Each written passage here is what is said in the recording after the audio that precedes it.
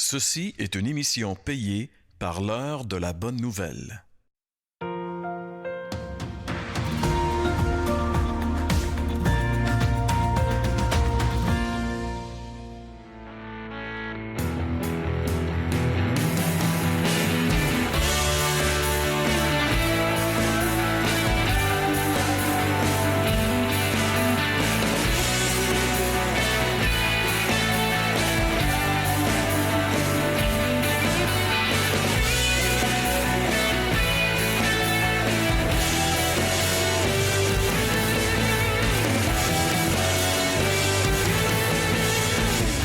Bonjour, bienvenue à l'heure de la bonne nouvelle. On poursuit notre série qui a comme thème « Je suis Jésus ». Et ça, ce sont des déclarations que Jésus a faites à propos de lui-même ou encore des déclarations que d'autres ont faites à son propos. Et j'ai avec moi Jean-François Moquin pour m'accompagner aujourd'hui. Alors bonjour Jean-François. Salut François. Le thème de notre série, de notre émission plutôt. Oui, aujourd'hui, la déclaration de Jésus, c'est « Je suis le bon berger ». Donc ça, c'est une déclaration qui est extrêmement cohérente pour la culture de l'époque, dans laquelle avoir des brebis puis s'occuper des brebis, c'était quelque chose qui était peut-être aussi courant que pour nous autres, élever du bovin, par exemple, ou avoir une ferme laitière ou quelque chose comme ça. Mais pour nous, c'est plus inhabituel un peu. Mais surtout quand Jésus utilise l'analogie puis qu'il dit « Je suis le bon berger », ça fait, dans cette analogie-là, aussi référence au fait que ceux qui le suivent sont des brebis. Mais une brebis, pour bien comprendre, c'est un mouton. Mais nous, dans la culture québécoise, quand on entend parler d'un mouton, ça fait pas toujours référence à quelque chose de positif. Hein? Oui, c'est ça. Mais écoute, j'ai été justement, moi, dans la rue et j'ai posé la question suivante aux gens. Quand on traite quelqu'un de mouton, qu'est-ce que ça veut dire pour vous? Être un mouton, c'est suivre en fait les autres personnes sans forcément réfléchir. C'est suiveux, c'est pas. La plupart du temps, d'après moi, c'est péjoratif. Mouton, ça veut dire tu suis. Un suiveux. Dans mon livre à moi, c'est quelqu'un qui suit, qui a pas d'opinion, là, qui suit les autres, là, qui fait ce que les autres font. Là. Si je me jette en bas du pont, il va nous suivre. Être conformiste, là, genre, ça dépend dans quel contexte. Là.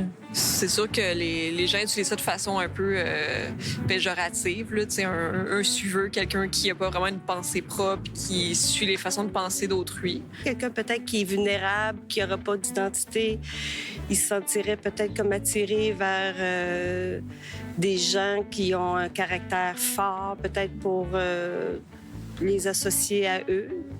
Suivre le groupe, mais aussi faire partie d'un groupe. Soit être différent, soit être dans le clan. Là, ça dépend si on est noir ou blanc.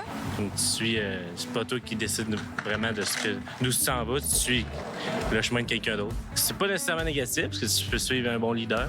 Un mouton, c'est quelqu'un qui est prêt à écouter les autres puis de suivre quand c'est la bonne voie. Là. C'est une perception. Alors, pour moi, ça n'a pas de négativité. Ça dépend dans quel sens qu'on le voit, qu'on le prend. C'est comme un verre à moitié plein, à moitié vide.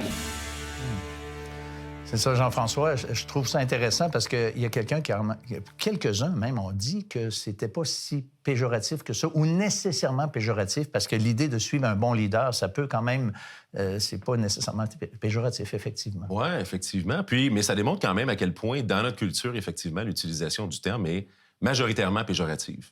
Et puis quand on y pense comme il faut, on peut aller un petit peu plus loin, puis effectivement, certains tirent la conclusion en disant, mais à bien y penser, de toute façon, c'est pas quelque chose d'anormal de suivre quelqu'un ou de suivre un leader, quelque chose comme ça. Surtout si le leader est un bon leader.